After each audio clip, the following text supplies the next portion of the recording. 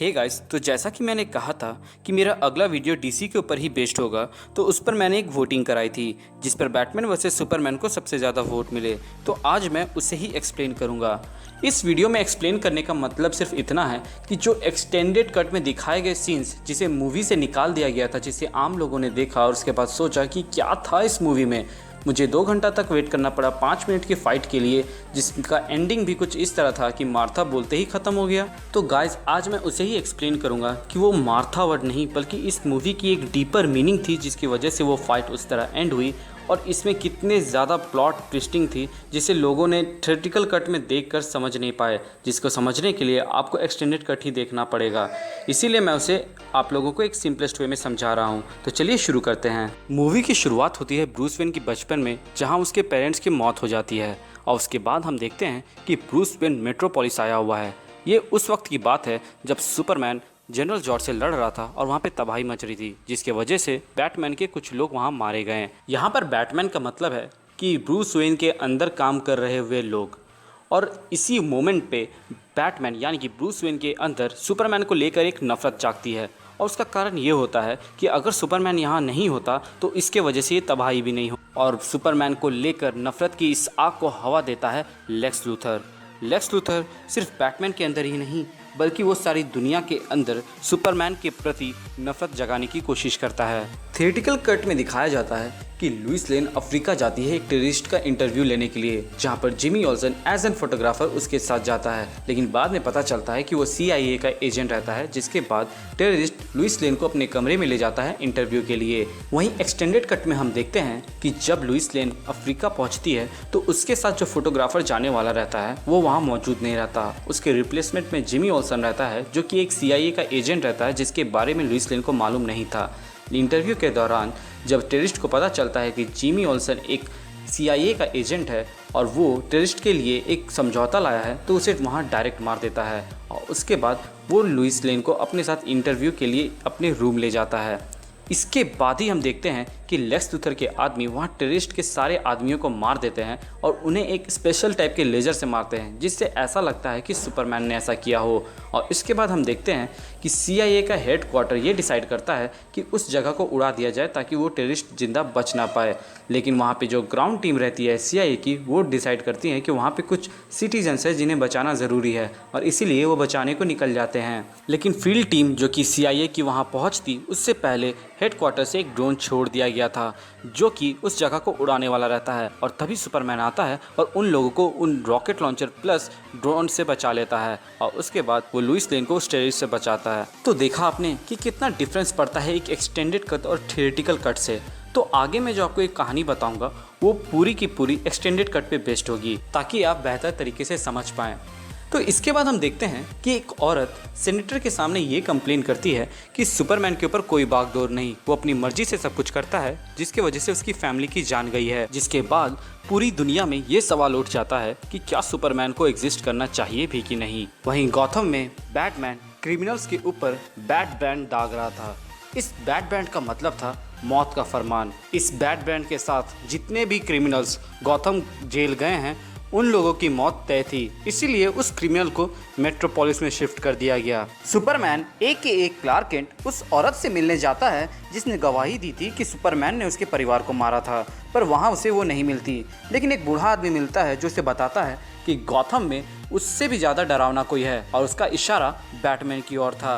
और तभी हम देखते हैं कि एक दूसरी औरत बताती है कि डरना उसे चाहिए जिसने गलत किया हो। यहाँ से क्लार्क केंट इन्वेस्टिगेशन शुरू करता है बैटमैन को लेकर, जिससे उसे मालूम पड़ता है कि बैटमैन ने कितने बड़े बड़े कारनामे किए हैं।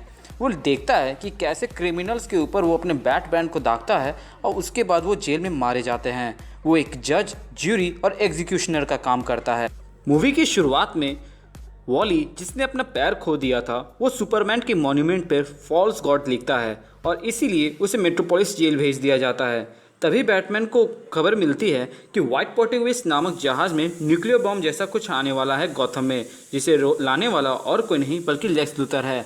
इस बात का पता उसे उसी लेक्स लूथर के आदमी से मिलता है जिसने अफ्रीका में सुपरमैन को फ्रेम करने के लिए वहाँ के लोगों को मारा था, प्लस उनके ऊपर हीट विजन टाइप के वेपन से हमला किया था। अल्फ्रेड बताता है कि आपको लेक्स लूथर के घर से न्योता मिला है और वहाँ वो ब्रूस वेन बनकर जाता है, जहाँ उसके सिस्टम से वो सारी फाइल्स डाउनलोड करता है। इसी बीच वो क्लार्क केंट से भी मिलता है और उससे थोड़ी बातें करता है, और जैसे ही कॉपी कंप्लीट हो जाती है ब्रूस वेन को अपनी खबर मिलती है, और उस खबर को सुपरमैन अपनी सुपर हियरिंग पावर की वजह से सुन लेता है और वो उसका पीछा कर रहा होता है। तभी वो टीवी में देखता है कि कहीं दूर में आग लगी है और उसकी ज़रूरत है, और वो सुपरमैन बनकर वहाँ चला जाता है। लेकिन ब्रूस जब वहाँ पहुँचता है तो वो देखता है कि वहाँ पर उसकी डिवाइस नहीं है। वो अपने ट्रैकिंग डिवाइस में चेक करता है कि वो डिवाइस कहाँ जा रही है, तो बाहर आते ही वो देखता है कि उसे डायना प्रिंस यानी कि वंडर वुमन लेके चली गई। वहीं दूसरी ओर लुइस लेन पता कर रही होती है कि उसकी डायरी में गलती से दागा गया हुआ बुलेट कहाँ का है और किसने बनाया है, क्योंकि जब उसने इसे जांच पे लगाया तो उसे मालूम पड़ा कि ना ही ये सरकारी है और ना ही काला बाजार में ये मिलता है, तो ये बुलेट आया कहाँ से। ब्रूस डायना का पता लगाकर उससे लेक्स लूथर के घर से डाउनलोडेड किया हुआ फाइल वापस ले लेता है और उसे अपने सिस्टम में अपलोड कर रहा होता है। उसी दौरान उसकी आंख लग जाती है और उसे एक सपना दिखाई देता है जहाँ वो क्रिप्टोनाइट लेने के लिए एक जगह पे जाता है, लेकिन असल में वो एक जाल रहता है उसे कैद करने के लिए। और उसी सपने में हम एक ओमेगा सिंबल देखते हैं जो कि इशारा था डार्कसेड की ओर, जो कि डीसी का सबसे बड़ा विलन है। यहाँ पर हम देखते हैं कि पैराडेमेंस और सुपरमैन की आर्मी एक साथ काम कर रही थी बैटमैन को रोकने के लिए, और उसके बाद हम देखते हैं कि सुपरमैन आता है और कहता है वो मेरी दुनिया थी और तुमने उससे मुझसे छीन लिया, और उसके बाद वो उसे मार देता है। तभी ब्रूस की आंख खुलती है और सामने वो देखता है कि फ्यूचर फ्लैश है। फ्यूचर फ्लैश उससे कुछ कहता है जिसका मूलभूत यही रहता है कि वो समय से पहले आ गया और उसने कहा कि तुम सही थे, तुम उसके बारे में सही थे, तुम्हें उसे बचाना होगा क्योंकि लुइस ही वो की है। ये सपना जिसमें सुपरमैन उसे मारता है असल में एक अल्टरनेट फ्यूचर था, और इस फ्यूचर के एग्जिस्टेंस में आने के सबसे ज़्यादा चांसेस ब्रूस के डिसीजंस की वजह से होते हैं, और इसीलिए ये सपना ब्रूस को आता है और फ्लैश भी बैटमैन को ही आके इत्तला करता है, क्योंकि वो जानता है कि बैटमैन और सुपरमैन में जब उन दोनों की लड़ाई होगी तो इस दौरान लुइस लेन मर जाएगी, जिससे सुपरमैन पागल हो जाएगा और उसके बाद वो अपनी खुद की एक आर्मी बनाएगा जैसे उसने इनजस्टिस कॉमिक्स में बनाया था। जहाँ तक हम जानते हैं बैटमैन कभी किसी मासूम को नहीं मारता। मे भी सुपरमैन वर्सेस बैटमैन की लड़ाई में कैजुअलिटी के तौर पे वो मारी जाती है और सुपरमैन बैटमैन को ही दोषी मानता है, क्योंकि फ्लैश ने पास्ट में आकर इल्तिला कर दिया तो फ्यूचर बदल गया। इसके बाद ब्रूस लेक्स की फाइल देखता है जिसमें उसे पता चलता है कि व्हाइट पोर्टुगीज में जो सामान आने वाला है वो बॉम्ब वॉम नहीं बल्कि क्रिप्टोनाइट है, जिससे वो सुपरमैन को रोक सकता है। इसी बीच लेक्स अपने आदमियों द्वारा उस क्रिमिनल को मरवा देता है जिसे मेट्रोपोलिस जेल में रखा गया था, क्योंकि उसके शरीर में बैटमैन का ब्रांड छापा गया था, और वो वॉली जिसने सुपरमैन के मॉन्यूमेंट में फॉल्स गॉड लिखा था उसे रिहा करवाता है। क्लार्क केंट को एक लिफाफा मिलता है जिसमें वो क्रिमिनल के मरने की फ़ोटोज़ होती हैं, और फिर वो पूछताछ के लिए मेट्रोपोलिस स्टेशन जाता है जहां पर वो उसकी बीवी से मिलता है, और उसकी बीवी बताती है कि बैटमैन जैसे हैवान को रोकने के लिए पेन की नहीं बल्कि एक मुक्के की ज़रूरत पड़ेगी। इससे क्लार्क केंट को और लगने लगता है कि बैटमैन को रोकना ज़रूरी है। जब बैटमैन क्रिप्टोनाइट चुराने के लिए लेक्स की कार का पीछा कर रहा होता है तभी हम एक एपिक क्लैश देखते हैं सुपरमैन और बैटमैन के बीच, जिसमें सुपरमैन बोलता है कि बैटमैन मर चुका है, वो दोबारा दिखना नहीं चाहिए, जिस पर बैटमैन बोलता है कि क्या तुम्हारा खून बहता है। इसीलिए मैं बोलता हूँ कि मूवी को इंग्लिश में देखा कीजिए, क्योंकि डू यू ब्लीड जैसे ढाका डायलॉग को भी इन्होंने बर्बाद कर दिया। खैर, इसके बाद हम देखते हैं कि बैटमैन के अंदर और भी नफरत जाग जाती है सुपरमैन को लेके। लेक्स लूथर ने वॉली को, जिसे उसने जेल से रिहा करवाया, कन्विंस किया कि वो सेनेटर के सामने जाए और सुपरमैन के खिलाफ कंप्लेन दायर करे, और उसने वैसा ही किया। तभी हम देखते हैं कि जिस औरत ने सुपरमैन के खिलाफ मूवी के स्टार्टिंग में गवाही दी थी वही सेनेटर के सामने जाकर कहती है कि मैंने जो भी कहा था वो सब झूठ कहा था और लेक्स लूथर के कहने पे कहा था। सुनवाई के दिन सुपरमैन कोर्ट आता है जहां पर वो बॉम्ब ब्लास्ट होता है। इस बॉम्ब ब्लास्ट वाले सीन में भी बहुत सारी कंट्रोवर्सी थी।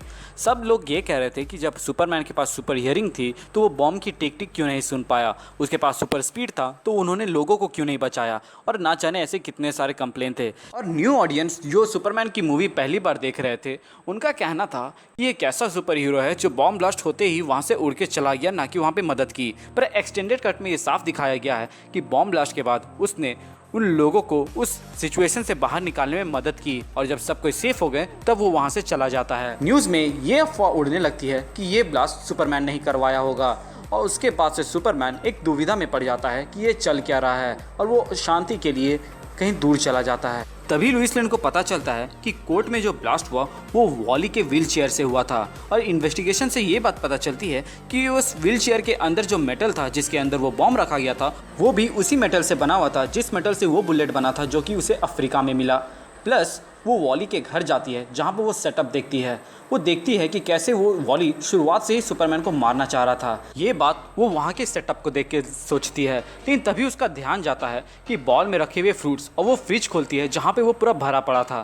तभी वो उसे पता चलता है कि वॉली को खुद भी नहीं मालूम था कि वो बॉम्ब ब्लास्ट करने जा रहा था। ये एक सेटअप है जिसे लेक्स लूथर ने किया था, जिसके थ्रू उसे पता चला कि किस मेटल से वो बुलेट बना था। उन्होंने बताया कि ये बुलेट सिर्फ लेक्स कॉर्प बनवाती है। और तभी हमें सुपरमैन से रिलेटेड एक बात पता चलती है, वो लीड से बने हुए दीवार के आर पार नहीं देख सकता, न सुन सकता है। लेक्स अपने रिसर्च के बलबूते पे क्रिप्टोनियन शिप के बदौलत डूम से बनाने वाला था, जिसके लिए उसे थोड़ा टाइम चाहिए था और इसलिए भी कि अगर बैटमैन सुपरमैन को मारने में नाकाम रहे तो उसका ये अधूरा काम डूम्स, और इसीलिए उसने मार्था यानी कि सुपरमैन की मॉम और लुइस लेन को किडनैप किया। लुइस लेन को किडनैप करते ही सुपरमैन वहां आ जाता है इसे बचाने के लिए और तभी उसे मालूम पड़ता है कि लेक्स ने सिर्फ लुइस लेन को ही नहीं बल्कि अपनी उसकी माँ को भी किडनैप किया है और अगर वो उसकी जान बचाना चाहता है तो उसे बैटमैन को मारना पड़ेगा। वहीं दूसरी ओर बैटमैन भी पूरी तैयारी के साथ सुपरमैन को मारने को बेताब था।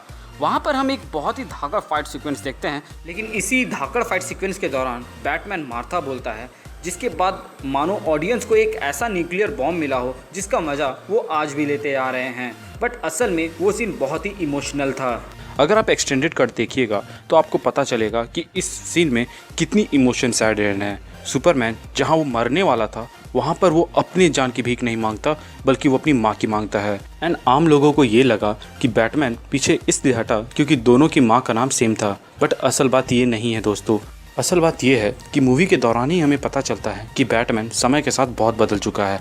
पहले वो नर्व नील था और नो किलिंग रूल को फॉलो करता था, लेकिन अब वो उसे फॉलो नहीं करता और इसीलिए वो क्रिमिनल्स को सुधारने से ज़्यादा उन्हें ख़त्म करने पर विश्वास रखता है। और जब सुपरमैन मार्था बोलता है तो बैटमैन अपने मोटिवेशन को याद करता है जो कि उस रात से मिली थी जब उसके मॉम डैड को उसके सामने मारा गया था और उसके पिता ने मरते वक्त मार्था कहा था। और उस दिन से उसने ठान लिया था कि गॉथम में सारे क्रिमिनल्स को वो ख़त्म कर देगा और इसीलिए वो क्राइम से लड़ते रहा। बैटमैन सुपरमैन के मार्था वर्ड से नहीं बल्कि उसने सुपरमैन के अंदर उस इंसानियत को देखा जो कि था कि मरने से पहले वो अपनी जान की भीख नहीं मांग रहा था बल्कि किसी और की मांग रहा था। और ऐसी इंसानियत अब लोगों में कम पाई जाती है और ये देखते ही उसे अपने सारे वसूल से याद आते हैं कि वो बचाने के लिए बैटमैन बना था, ना कि मारने के लिए। बैटमैन भी सुपरमैन में जब बैटमैन पहली बार मूवी में दिखाया गया था तो वो किसी क्रिमिनल के छाती पे बैट का सिंबल दाग रहा था।